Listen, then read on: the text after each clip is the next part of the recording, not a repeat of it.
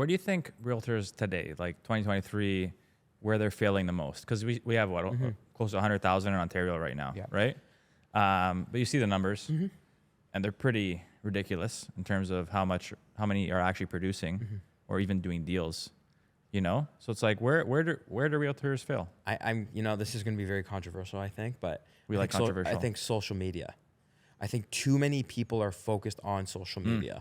Like, I have to tell you, the amount of realtors that post a picture of their inbox or of the MLS on their stories, got to tell you, that doesn't get you business.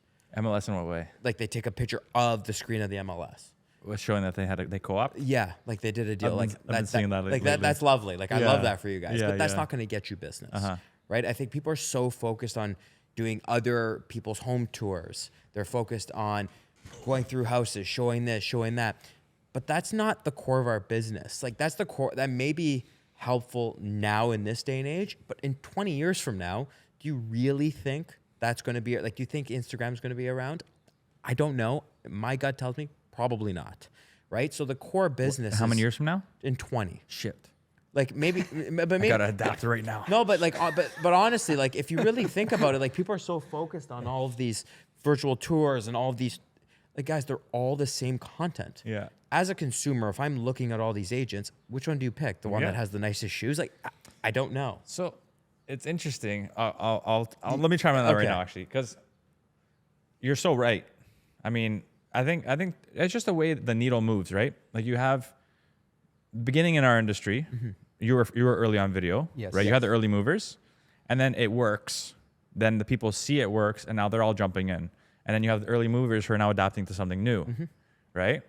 So I think it's people just got to wrap their head around, stop trying to do what's already big, because it's saturated. Yeah. If you're just jumping in a game that's like, you know, the pool is full of fish, like, how are you going to stand out? So it's like, I think people just need to start thinking, okay, this is what's working.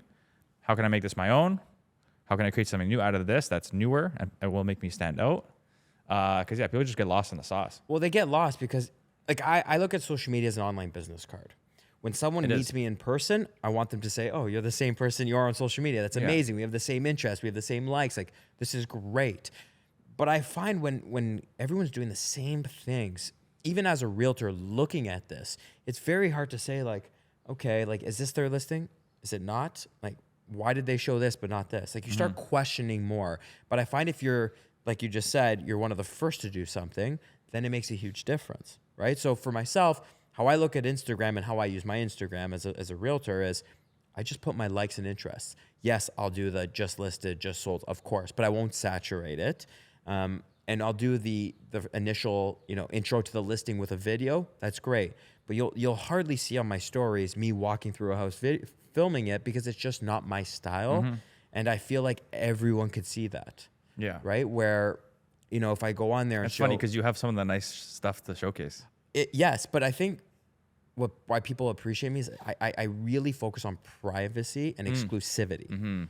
Right? If you're a client of mine, I'm not telling people you're a client of mine. Yeah. If I have a big listing, yes, I'm going to blast it out to the right eyes, because we all know, like, I have, I think, almost 12,000 followers on Instagram. Let's call a spade a spade. We probably have 2,000 qualified people of buying homes. And now out of the 2,000 to buy $7 million, I'm probably at 400, 300. Right? So I'm very selective with what gets put out there. Yeah, you're niched. I like it. Try to be. Yeah. I think it's just important for you to do what you like. So to talk about what you were saying is that a lot of people, they're doing things because other people are doing them, but you just have to do what makes you happy. So if it makes you happy doing a property tour, do it. If it doesn't make you happy, then don't do it. And I think there's a lot of agents that just want to go with the trend. Yeah. That's it. And that's kind of like, it's great in some ways, because a lot of like for example, you mentioned that I was early on in video, and my biggest mistake was I started doing a lot of new things, and then when everybody else started doing it, instead of kind of continuing to do it and then developing new things and kind of leaving those things behind, I just stopped doing it because I didn't want to be like everybody else. Yeah. Right? That was kind of a mistake that I made. And slowly I've been changing that. So some of the things that, you know what I mean? Like as I develop new things, like you're kind of starting to do those things where, like, for example, reels. I was saying to my marketing guy just yesterday, and I'm like, I don't want to do these reels anymore. And he's like, why not? I'm like, because I don't want to do a reel that looks exactly the same as everybody else's reel. Yeah. So I just rather not do it because it's just going to get lost. I go, I don't enjoy it. He's like, so you're not going to do it? I said, no. And I didn't do it. But what you do that I find extremely engaging is, you know, when you go on the MLS and you show issues that are on the listing, like as even just a consumer watching your content, I can appreciate that because it shows your, like half the stuff I would never notice, but your attention to detail. And I think that'll translate extremely well with your clients because it's so blunt and honest, but you're not saying, reach out to me, I'm better than you. You're just saying, hey guys, just be careful, be diligent. Well, it's true though, no? Like, no, it's a great point, and I appreciate it because sometimes we don't see some of the things that, let's say, somebody else may appreciate, right? But this is coming from somebody in the industry. They're telling you, hey, what you're doing is really, really cool. So it's great to hear that, right? Mm-hmm. And can I play devil's advocate with you? Yes. I think you should still make your reels. Really? Yeah, because you're Mario, man. I know. You know what I mean? It's still like you're different. Not, like it is saturated, but you're still you, and you bring a ton of value, and people know you. And people, I think, would just love to see that content from you. Because, like, let's not joke around here. There's a lot of BS out there. Yeah. Some people come out and are like, what the hell is this person you talking can say bullshit. about? You know that you're the owner I'm of the host? podcast? Oh, yes, yeah, you're the host. Yes. Shit, I forgot. Bullshit. There we go. Sorry, Mom. But yeah, man, I think there's differences, right? Yes.